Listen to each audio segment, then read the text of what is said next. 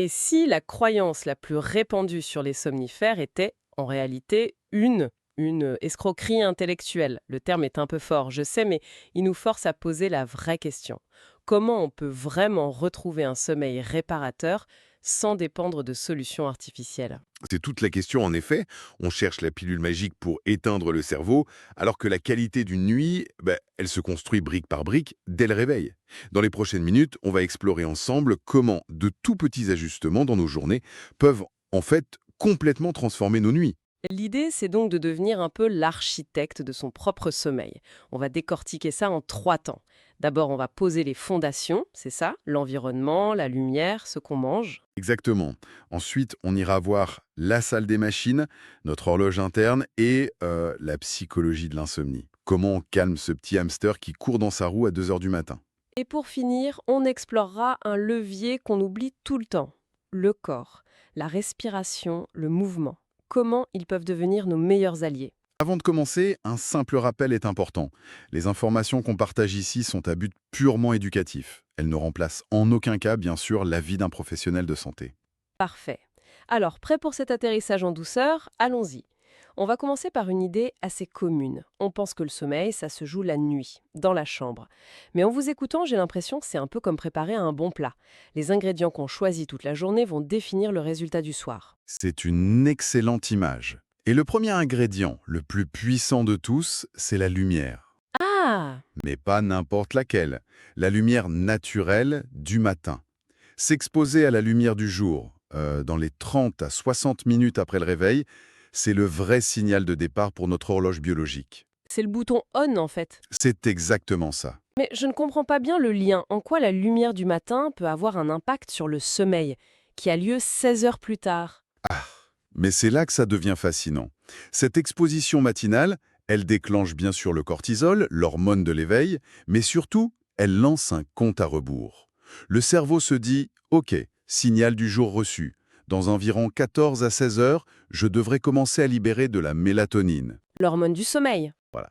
Donc, une bonne exposition le matin, c'est littéralement programmer son cerveau pour qu'il ait envie de dormir au bon moment le soir. C'est mécanique. C'est complètement contre-intuitif. Pour bien dormir, il faut bien se réveiller. Du coup, j'imagine qu'à l'inverse, la lumière des écrans le soir, c'est le pire ennemi. Exactement.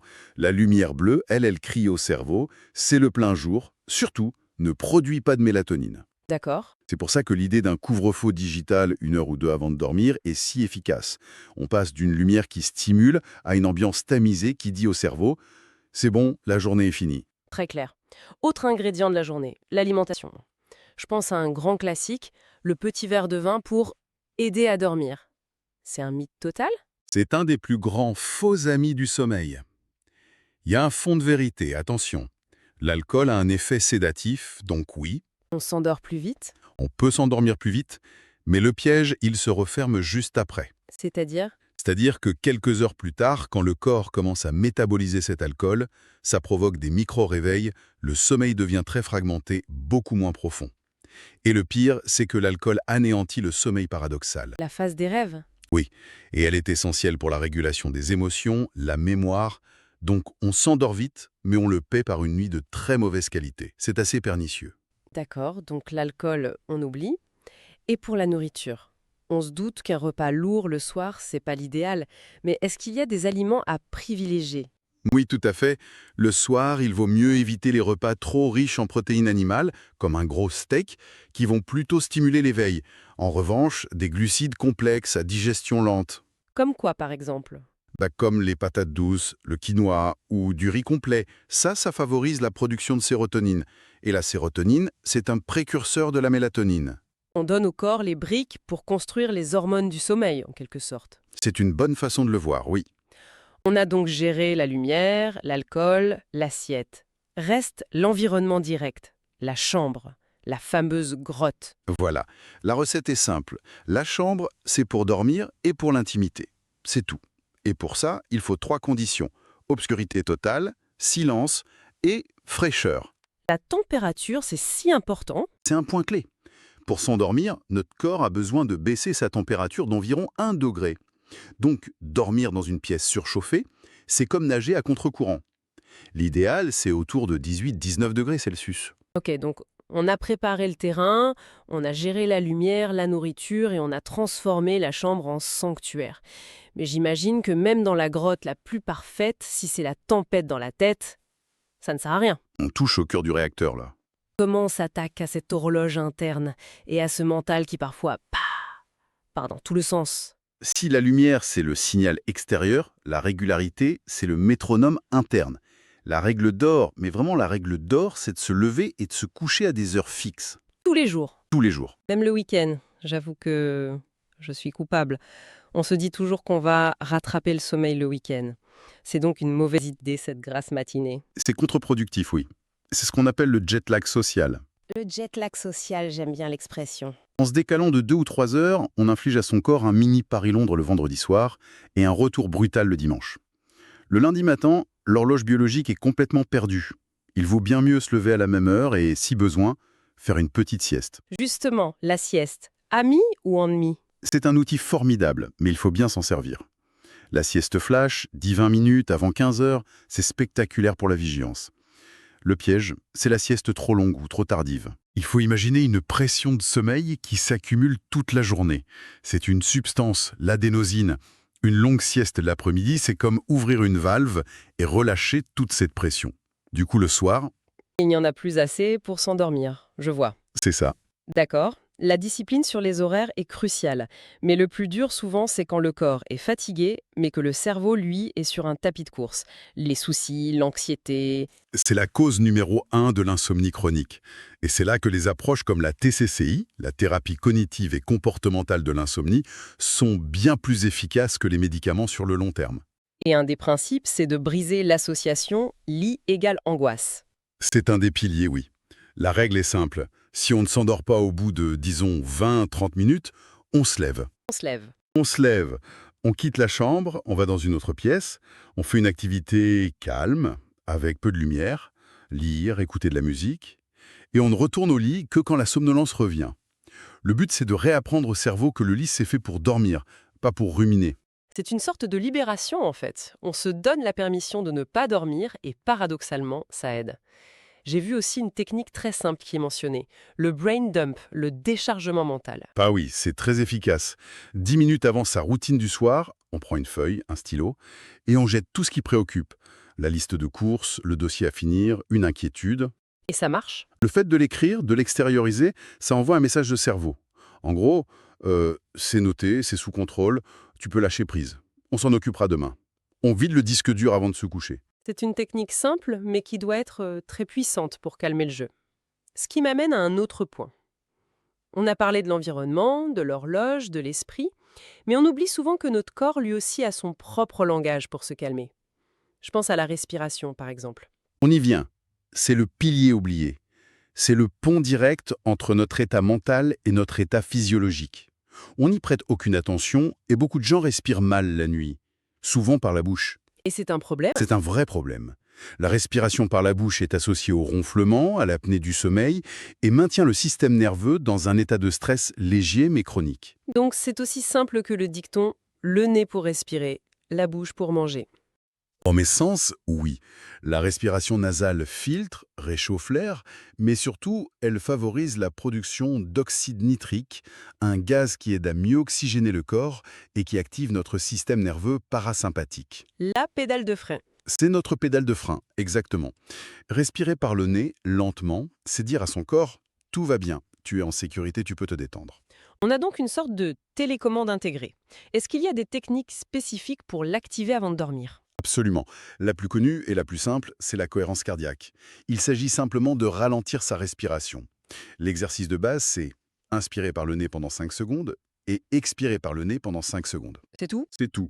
On maintient ce rythme pendant quelques minutes. On passe de 15 respirations par minute à seulement 6. Ce simple changement envoie un signal de calme si puissant qu'il est presque impossible de rester anxieux en le faisant. Un outil à portée de narine, finalement. Et pour le mouvement, le sport, on entend tout et son contraire. Faut-il bouger le soir ou pas? Alors, une activité physique régulière est l'un des meilleurs somnifères naturels qui existent. Ça augmente la durée et l'intensité du sommeil lent profond, le plus réparateur. La seule nuance, c'est le timing. C'est-à-dire qu'un footing intense à 21 h, c'est une fausse bonne idée. C'est une très mauvaise idée, oui. L'activité intense augmente la température du corps, le rythme cardiaque, ça libère des hormones de stress. Or, pour dormir, on l'a vu, le corps a besoin de se refroidir. On envoie des signaux contradictoires. Complètement. C'est comme appuyer sur l'accélérateur et le frein en même temps. Il faut laisser au moins 2 ou 3 heures entre la fin d'une séance intense et le coucher. D'accord. Mais des activités plus douces, comme des étirements, ça peut aider. Non seulement ça peut aider, mais c'est même recommandé. Des étirements doux, quelques postures de yoga relaxantes, ça aide à relâcher les tensions de la journée. C'est plus qu'un exercice, c'est un rituel. C'est une façon de dire consciemment à son corps, la journée de performance est terminée, maintenant on passe en mode récupération. C'est une vision incroyablement complète. L'analogie qui me reste vraiment en tête, c'est celle de l'atterrissage d'un avion. On ne peut pas juste couper les moteurs en plein vol et espérer que ça se passe bien. C'est exactement ça. Pour que l'atterrissage soit doux, le pilote prépare sa descente bien en amont. Il réduit la vitesse, ça c'est la gestion du stress. Il s'aligne avec la piste. Voilà. Il vérifie la météo, c'est l'environnement de la chambre. Si on arrive trop vite, trop haut, trop stressé à cause des écrans ou d'un repas lourd, eh bien l'atterrissage est manqué. On doit refaire un tour de piste. L'insomnie, c'est une série de tentatives d'atterrissage manquées. C'est ça. Pour rendre tout ça concret pour la personne qui nous écoute, par où on commence si on devait donner 3 actions simples à tester dès cette semaine? La première, dès le réveil, avant le café, sortir ou ouvrir grand la fenêtre. 10 minutes de lumière du jour sur le visage et les yeux. C'est le geste le plus important pour caler son horloge. D'accord. Deuxièmement, Tal. 1 heure avant l'heure du coucher, tous les écrans s'éteignent. On les remplace par un livre papier, de la musique douce, une discussion. et une dernière action, une fois au lit. Une fois dans le lit, juste 5 minutes. 5 minutes pour pratiquer la respiration 5-5. J'inspire par le nez sur 5 temps, j'expire par le nez sur 5 temps. Juste ça. Le plus grand défi, j'imagine, c'est de s'y tenir. On rate un soir et on a l'impression d'avoir tout gâché, on abandonne. C'est l'obstacle principal, cette quête de la perfection. On veut la nuit parfaite, et la moindre imperfection nous angoisse. L'objectif, ce n'est pas la perfection, c'est la progression. Si on ne fait qu'une seule de ces 3 choses de manière constante, c'est déjà une immense victoire. La constance bat toujours l'intensité. En résumé, si on devait retenir 3 grandes idées, ce seraient lesquelles? Premièrement, devenir le chef d'orchestre de son environnement. Utiliser la lumière du matin comme une baguette pour démarrer la journée et la pénombre du soir pour la conclure. Deuxièmement, respecter son rythme interne. La régularité est votre métronome. Il ne faut pas le dérégler avec des grasses matinées qui créent un jet lag artificiel. Et enfin, le corps. Et enfin, utiliser son corps comme le plus puissant des calmants. Une respiration lente et nasale est une télécommande pour apaiser le système nerveux, et un mouvement doux le soir est un rituel pour dire que la journée est finie. Prenez un moment pour réfléchir. Parmi toutes ces pistes, laquelle résonne le plus avec votre situation?